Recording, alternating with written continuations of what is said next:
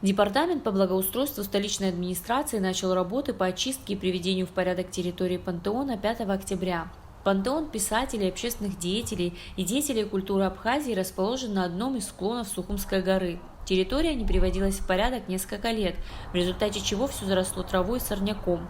Вокруг пантеона также собралось большое количество бытового мусора, который остается от посетителей горы. Работы велись больше месяца с применением спецтехники. Дорога к пантеону также была расчищена от разросшихся ветвей деревьев и кустарников. Здесь заросшее было все, грязи было. И подъездные пути, и сам пантеон в ужасном состоянии был. Вот провели мы очистку, почистили от мусора, освободили территорию, все.